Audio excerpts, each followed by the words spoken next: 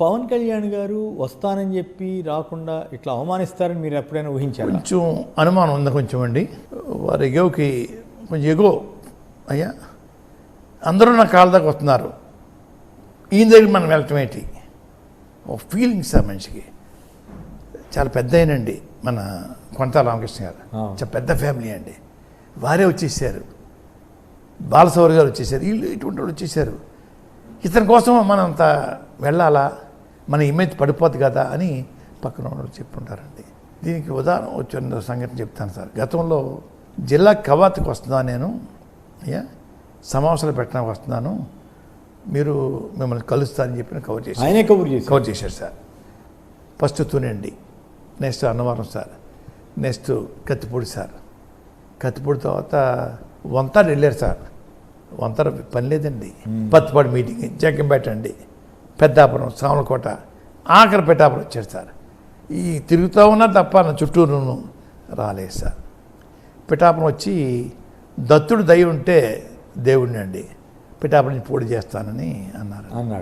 అప్పుడే బీజం నాటుకుంటున్నాను, నాకు ఇండిపెండెంట్గా నిలబడాలా, రాష్ట్ర ఎలక్షన్ అంతా ఒక ఎత్తు, పిఠాపురం ఒక ఎత్తు అవ్వాలా అని చెప్పి నేను మనసులో మా ఫ్రెండ్స్తో, అబ్బాయి పిఠాపురం నిలబడతాను అబ్బాయి, తేల్చుకుందాం అయ్యా, రాజకీయ నాయకులు కావాలా, ప్రజల సేవకి, సినిమా హీరోలు కావాలా అయ్యా, నిత్యం పెద్దలకు అందుబాటులో ఉన్న మనిషి కావాలా, సంవత్సరానికి ఒకసారి వచ్చే మనిషి కావాలా, ఇటువంటి స్లోగన్స్ రాసండి తయారవుతున్నానండి. పిఠాపురం రాలేదు సార్. ఈ ఎవరు బన్నీవాస్ అండి, బన్నీవాస్ ఎవరో డైరెక్టర్ ఎవరో డైరెక్టర్ అండి, ఆయన వచ్చేసారు సార్.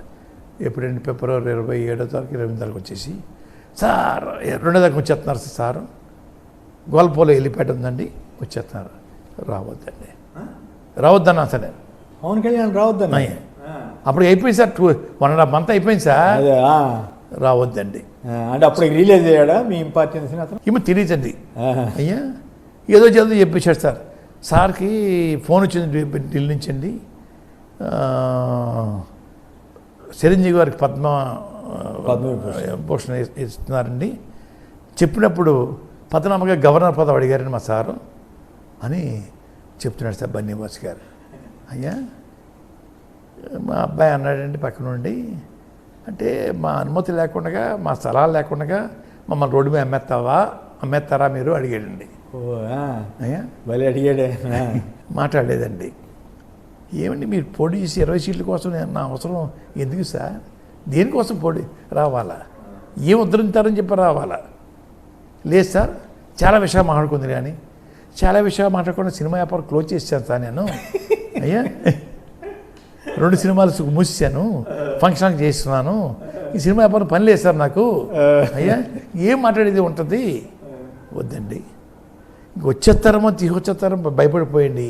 అప్పటికప్పుడు లెటర్ తయారు చేసుకొని 10 గంటలకు టైపిస్ట్ని కాబెట్టుకొని 10:30కి మా వాళ్ళకి చెప్పి, పొద్దున్న ప్రెస్ మీట్ ఉంటుంది అబ్బాయి రమ్మని చెప్పేసి ప్రెస్కి ఇచ్చేసాను సార్. చేశారు, క్లోజ్ చేసుకోవడం వస్తుంది సార్, పేపర్ అన్నింటికి తుడిచేసాను సార్.